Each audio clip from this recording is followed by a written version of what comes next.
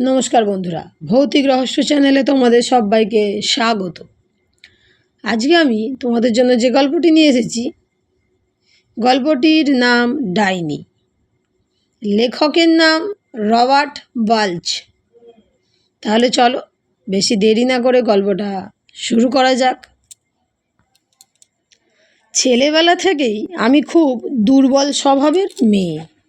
আমার মন ছিল অত্যন্ত ভাবপ্রবণ। আমার বাবা মা, বিশেষ করে আমার মা, সম্পূর্ণ ভিন্ন প্রকৃতির ছিল। তারা খুব হাসি খুশি, আনন্দ উচ্ছল, আমোদ আহ্লাদে, হইচই, পার্টি, বন্ধুবান্ধবের বাড়ি যাতায়াত, এইসবই ছিল তাদের মন মতো। কিন্তু আমি একেবারে অন্য ধরনের মেয়ে বলে বাবা মা আমাকে পছন্দ করতো না, এমনকি আমার দিকে মোটে মনও দিত না। ওরা উৎসবে আমোদ প্রমোদে মত্ত হলে আমি চলে যেতুম বাড়ির নির্জনে নিস্তব্ধ কোনো জায়গায়। একা থাকতে আমার খুব ভালো লাগতো। বাড়িতে আমার মনে একটা ভয় বাসা বেঁধেছিল। সেখানে থাকতে আমার খুব ভালো লাগতো। এখানে বসে বসে আমি সব বই পড়তুম, যদিও সেসব বই বোঝার বয়স ও ক্ষমতা আমার ছিল না। ঝড় বৃষ্টি হলে বা রোদ্দুরের তেজ থাকলে আমি যখন বাইরে যেতে পারতুম না, কিংবা বাবা মা যখন কোথাও বেড়াতে যেত, আমি ওখানে ঘন্টার পর ঘন্টা বসে থাকতুম। ওই নির্জন জায়গায় থাকতে আমার মাঝে মাঝে ভীষণ ভয় করত। আমি ছুটে আসতুম বাইরে, কোনো ঝির কোলে গিয়ে উঠতুম। আমার পিসিমার কোলেও আশ্রয় নিতুম। পিসিমা আমার শুকনো মুখ দেখে বলতো, ওই সব যাচ্ছে তাই, বই পড়ে পড়েই তোর এই দশা হয়েছে। ওই বইগুলো কিন্তু আমার খুব প্রিয় ছিল। অনেক টাকা পয়সা পেলে, এমনকি রানী হবার সুযোগ পেলেও আমি ওই বই ছাড়তে পারতুম না। পিসিমা কিন্তু এগুলো কিছুতেই পড়তো না, বলতো, বুড়ো হয়েছি, পড়লে চোখে বড় কষ্ট হয়। কিন্তু আমি বুঝতে পারতুম পিসিমা আসলে এসব এড়াতে চায়। কেননা ঘন্টার পর ঘন্টা ঠাকুর দেবতার বই পড়েও পিসিমার চোখের কিছু ক্ষতি হতো না। পাছে আমার বই পড়তে বলি, তাই এই অজুহাত। পিসিমা আমার বাবার বোন। পিসিমা বাবার থেকে বয়সে বেশ বড়। বিয়ে করেনি পিসিমা, আমাকে ছোটোবেলা থেকে মানুষ করেছে। আমি চিরকাল একা একা বাড়িতে থাকি। বাবা মা দূরে দূরে থাকে, কাছাকাছি কেবল পিসিমা। তাই আমাদের সম্পর্ক খুব গভীর আর নিকট ছিল। পিসিমা বলতো, পৃথিবীতে আমি খালি তোকেই ভালোবাসি, আর কাউকে নয়। সেটা সত্যি। আমার বাবা মার সঙ্গে পিসিমার সম্পর্ক যে খুব খারাপ ছিল তা নয়, কিন্তু পিসিমা ভাবতো যে বোধহয় এই বাড়িতে তার যথেষ্ট সম্মান নেই। আমি ছাড়া পিসিমার আর কেউ ভালোবাসার জন্য ছিল না। পিসিমা তার সমস্ত ভালোবাসা আমাকে উজাড় করে দিত। আমিও পিসিমাকে সেই রকমই ভালোবাসতাম। বাবা মাকে যে ভালোবাসা দিতে পারিনি, পিসিমাকে সেই ভালোবাসা দিয়েছিল। কিন্তু পিসিমাকে কেমন যেন আমার ভয় করত। পিসিমা চিরদিনই একটু চুপচাপ, কথাবার্তা বেশি বলতো না। আমাকে আদর করার সময় যেন পিসিমার অতিরিক্ত উচ্ছ্বাস প্রকাশ পেত। তাতে আমার কেমনই যেন লাগতো। চশমার ফাঁক দিয়ে পিসিমার চোখে অদ্ভুত চাউনিতেও আমি ভয় পেতাম। আমাকে জড়িয়ে ধরে পিসিমা কী সব বিড়বিড় করে বকছে। এগুলো ধর্মের কথা হলেও আমার মোটেই ভালো লাগতো না। কেমন যেন রহস্যের ভাব জাগতো। আমার দুর্বল স্বভাব, ভীত মন কারুর মধ্যে অদ্ভুত কিছু দেখলেই আতঙ্কিত হয়ে পড়তো। পিসিমাকে দেখলেও আমার সেই অনুভূতি জাগতো। যে বইগুলো আমি পড়তুম সেগুলোও ছিল অদ্ভুত ধরনের। বইগুলো ঠিকমতো বুঝতে না পারলেও কেমন যেন রহস্য, রোমাঞ্চ, ভয়ের ভাব তারা জাগাতো। আমি পড়তুম সেই ধর্মযাজকদের কথা, যাদের ধর্মের নামে পুড়িয়ে মারা হয়েছিল, ধর্মবোধ যাদের মধ্যে প্রবল উৎকটভাবে ছিল। গল্পের সঙ্গে ছবি থাকতো অগ্নিশিখার। আমি তাতে হাত দিয়ে যেন আগুনে পোড়ার স্বাদ পেতে চেষ্টা করতাম। ভাবতুম দেখি আগুনে পুড়লে কেমন লাগে। তারপর গাছগাছরা নিয়ে একটা বই ছিল, তাতে ছিল গাছপালার অনেক ছবি। একটা ইতিহাসের বই ছিল অদ্ভুত ধরনের, সেটা আমার খুব ভালো লাগতো।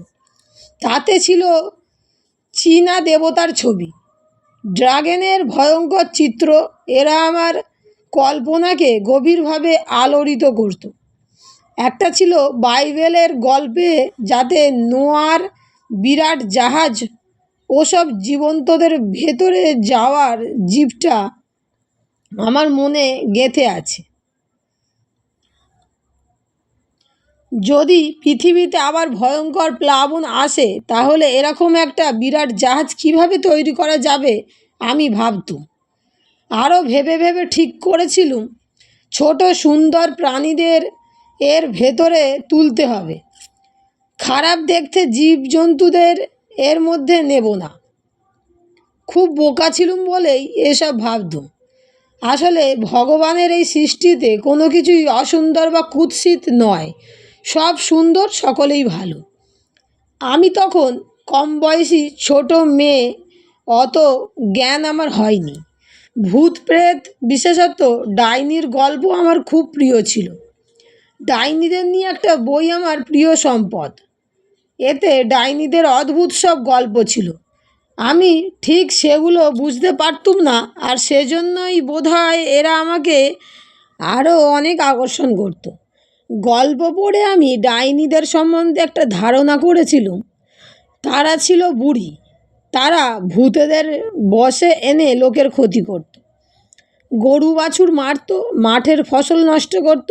যে সব লোক তাদের ক্ষতি করতে চাইতো, ডাইনিরা তাদের মূর্তি তৈরি করে আগুনে পোড়াতো, গায়ে কাঁটা ফোটাতো। যাদের মূর্তিতে এসব করা হতো, তারা যেখানে যত দূরেই থাক না কেন, এইসব অসহ্য কষ্ট যন্ত্রণা ভোগ করত।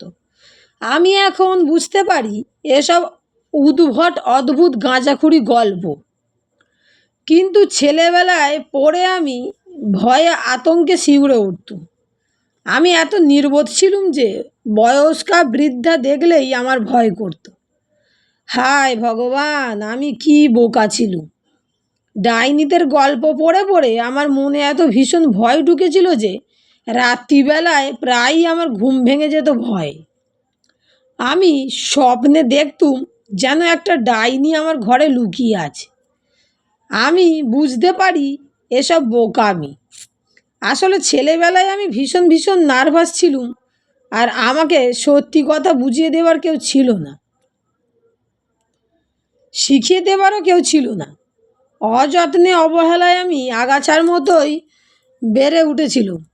বাবা মার ভালোবাসা আমি পাইনি, তাই এসব আজে বাজে ভাবনা আমাকে গ্রাস করতো। একবার গভীর রাতে এই রকম একটা দুঃস্বপ্ন দেখে আমার ঘুম ভেঙে গেল। আঁতকে উঠলাম ভয়ে। আশেপাশে কেউ নেই। পাশের ঘরটা পিসিমার ভোজে যেন জমে গিয়ে আমি আস্তে আস্তে যেন পিসিমার ঘরে গেলুম। চমকে উঠলুম আতঙ্কে। সেই বুড়ি পিসি এখনও শোয়নি, অর্ধেক চোখ খুলে বসে আছে। নাকের ওপর ঝুলে পড়েছে চশমা, মাথা ঝুঁকে আছে বইয়ের ওপর, বিড়বিড় করে কী সব বকছে। সেই অদ্ভুত উদ্ভট মূর্তি ও পোশাক যেন ডাইনিদের মতন।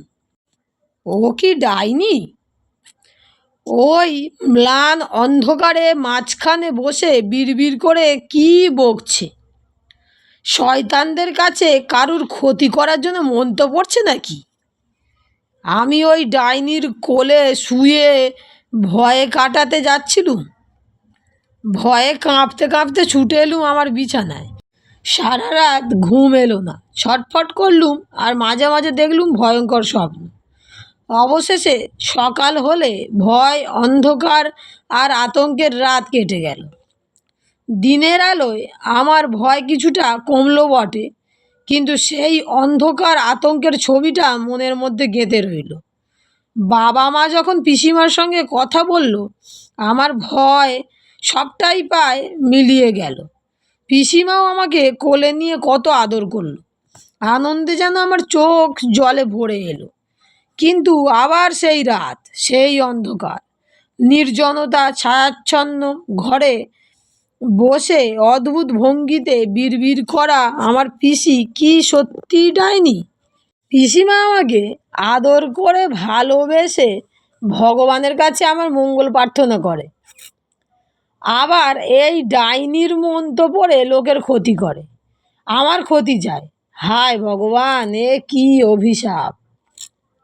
এই ভয়ঙ্কর মনের অবস্থায় আমার দিন কাটতে থাকে। কাউকে কিছু বলতে পারি না। ভয়ে আতঙ্কে মনটা শুকিয়ে যেতে থাকে। আমি কি শেষ হয়ে যাব?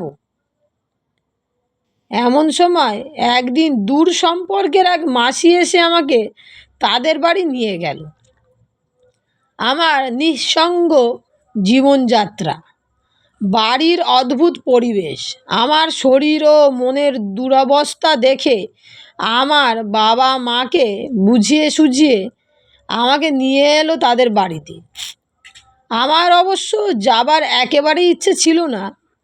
সেই পড়ার ঘর অন্ধকারে একা একা ঘোরা, আমার পিসিমা যে একই সঙ্গে ভয়ের ও আনন্দের, এসব ছেড়ে আমি যেতে চাইনি। তবুও আমাকে আসতে হলো, কিন্তু ফল হলো আশ্চর্য রকম। আমাদের বাড়ি থেকে সম্পূর্ণ আলাদা পরিবেশে আমি এলুম। নির্জন ঘর, অন্ধকার পথ, নিঃসঙ্গ একাকিত্বের বদলে পেলুম অন্য কিছু, অনেক কিছু, আলোকিত উজ্জ্বল বাড়ি। সবাই হাসি খুশি আনন্দে পরিপূর্ণ। আমার সমবয়সী ছেলেমেয়েরা হাসছে, খেলছে। ওরা ভূতের বা ডাইনির গল্প আমাকে পড়তে দিত না।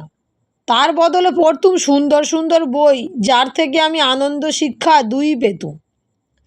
এই আনন্দময় উজ্জ্বল পরিবেশে আমার মনের ভয় কেটে গেল একেবারে। আমি প্রাণ খুলে হাসতে শিখলুম, খুশি মনে খেলতে শিখলুম। এমন মিথ্যে অযৌক্তিক ভূত প্রেত ডাইনিদের কথা শুনলে ভয় তো করতোই না, বরং হাসি পেত, মজা লাগতো। মাত্র 3-4 দিন এই সুখ, সুন্দর আনন্দময় পরিবেশ দিন কাটিয়ে আমি বাড়ি ফিরলুম। জীবনের মানে আমার কাছে পাল্টে গেছে। পিসিমাকে আমি আরও ভালোবাসতে লাগলুম। মনে হলো পিসিমা কত সুন্দর, কত স্নেহপ্রবণ, কত পবিত্র। আমি লোকের সঙ্গে মিশতে শিখলুম। মানুষজনকে এবার সত্যি ভালো লাগতো। বাবা মা আমার পরিবর্তন দেখে খুব খুশি। আমিও বাবা মাকে নতুন করে ভালোবাসতে শিখলুম। আমি স্কুলে ভর্তি হলুম। লেখাপড়া, খেলাধুলা নিয়ে আনন্দে কাটতে লাগলো আমার দিন। এখন বুঝতে পারি ভূত প্রেত ডাইনিদের আজে বাজে গল্প পড়ে নিজের কী ক্ষতিই না করেছিল। মিথ্যে ভয় আর আতঙ্ক মানুষকে কত নিচেই না নামায়। বন্ধুরা, গল্পটি এখানেই শেষ। গল্পটা তোমাদের কেমন লেগেছে অবশ্যই আমাকে কমেন্টে জানাবে। আর ভালো লেগে থাকলে বন্ধুদের সঙ্গে শেয়ার করে আমার চ্যানেলটিকে সাবস্ক্রাইব করে লাইক করে আমার পাশে থাকো। আর নতুন গল্প পাওয়ার জন্য। তাহলে আবার দেখা হচ্ছে অন্য কোনো দিন, অন্য কোনো নতুন গল্পে। আজকের মতো বিদায়।